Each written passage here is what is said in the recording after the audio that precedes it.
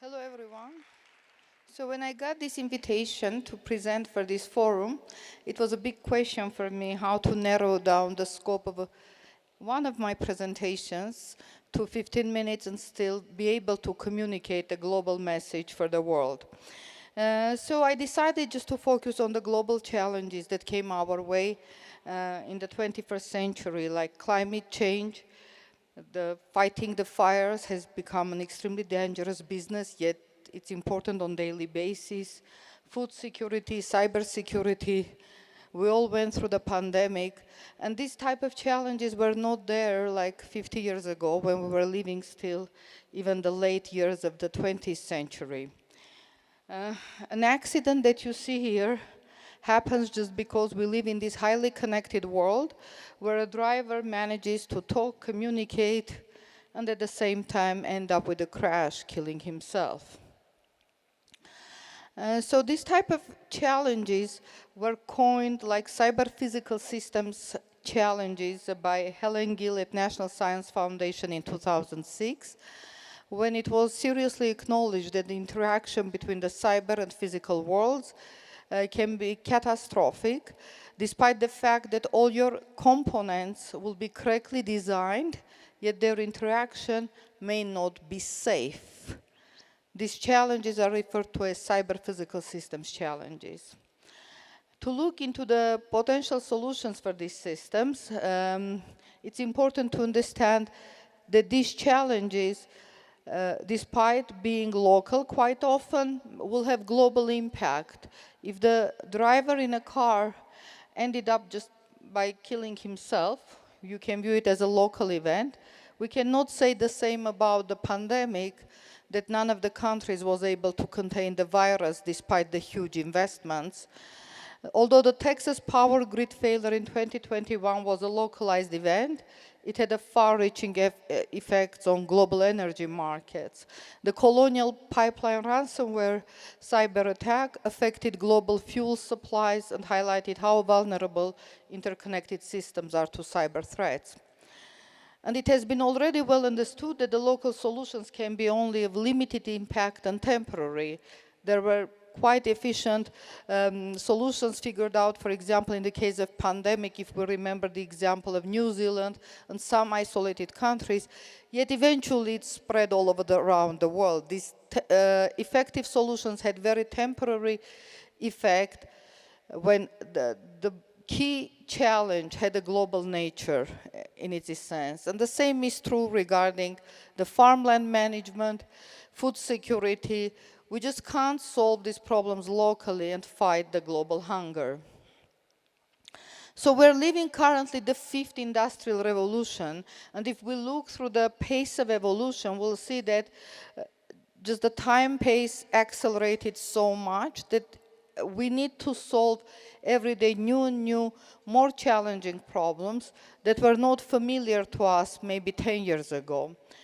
If the fourth industrial revolution coined the term of cyber physical systems, the fifth industrial revolution that we're living through today already highlights the interaction of cyber physical systems with cognitive systems. In the example that you see simulated, actually the drone is designed to stop within half a meter from the student who designed the drone to fly and stop within half a meter, yet every time he's scared because just humans' perceived safety is different from actual safety. In engineering, safety is the lack of collision, so they do not collide. From the engineering perspective, we can say it's safe, but the human still does not perceive it safely. So the interaction between humans and robots is what drives the fifth industrial revolution.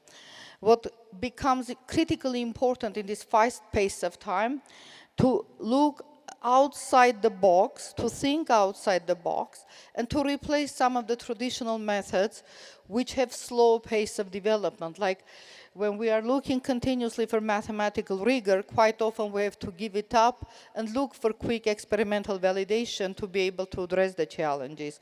Instead of deterministic modeling, we look into stochastic approaches. Physics-based approaches get replaced by data-driven approaches. So there are lots of paradigm shifts happening now. And we see the result of it through disruptive technologies like ChatGPT, or I don't know, the nature that we see here, the drone racer, where an AI pilot beats a human pilot. So these are technologies that emerged over the last decade, and because some people were visionary to look for these out-of-box ideas and to pursue innovative approaches. If back in the beginning of the 20th century, Lord Kelvin said heavier than air flying machines are impossible, we have already Curiosity landed on Mars.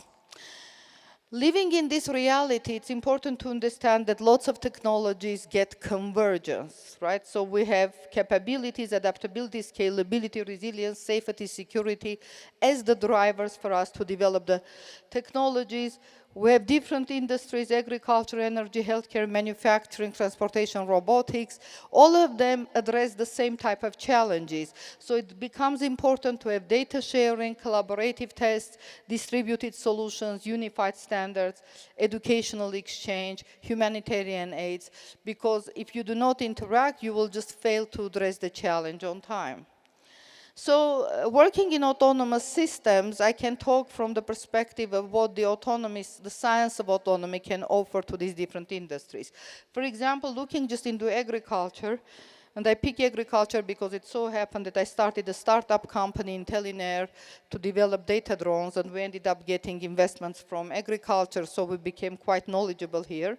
So what we see here, that a globally distributed autonomous solution can increase the efficiency in food chain and help us to address the hunger problem. With today's growth of population, by 2050 we'll have 9 billion, and the modern farming practices cannot help us to serve the population and cater the food. So to address the global hunger, we need more of these data analytics and data analytics-driven predictive solutions to fight the global hunger. In healthcare, so the aging population is growing rapidly, and by 2040, the population above 65 will be just doubled, and we won't have enough young people to help these elderly people in nursing homes. It's critically important to develop healthcare aids that can help people to age at place. And we leverage virtual reality technologies that you see here to test humans' perceived safety in the presence of flying machines around them. And we get inspired by, say, Disney cartoon that clearly highlights how collaborative robots are showering the princess that you see Cinderella here. So the robots are helping her, then they are showering her. They need now cooperation for increased payload. Cooperation implies communication. And if you translate it to the global scale, these are big challenges to be solved. So in the same healthcare industry, we all face the COVID-19, how the AI-empowered apps could help do tracking and notify contacts in time. We flew some of our controllers on real airplanes where we have system identification. It's still too early to deploy any AI solution on a safety-critical system with pilots on board, but we get the opportunity to test our solutions in Edwards Air Force Base, where we bring so our advanced L1 adaptive controller to test for different accidents. What you see here is an accident from 1967, the data of which is available to load on a current Learjet platform and test if our controller could save the accident. And here will be just a brief glimpse once this accident is over, so the data that was saved is loaded now onto the Learjet to test our controller. I'm not sure if the voice will be here available. If it's available, then it would be nice. If not, we'll just read the script. So at first, that tests the Learjet without our controller. So we have no voice, but you see they cannot control the airplane. And now they will test the same accident with our controller, where you will see that our controller saves the accident. It takes lots of years to get the opportunity to test your control methods on real airplanes because of the conservative nature of this industry. So you have to go through lots of approvals and lots of preparatory work to reach that stage. So now the pilot is happy with the flight test, as you see, and I can maybe move forward. So there are different industries as well where the solutions derived within the framework of autonomous systems can play critical role and have a tremendous impact. So what are the challenges? The challenges that we deal with big systems that are highly interconnected. And in these systems, we need this multi-agent coordination and control. We need to deal with cyber-physical security of these systems. We need to be able to safely deploy AI, artificial intelligence-born solutions. And we need to deal with already socially aware robots, which is the current threat of the fifth industrial revolution. As I said, in this highly interconnected world, now we deal with cybersecurity threats because coordinated cyber and physical attacks are among the top alerts of Homeland Security.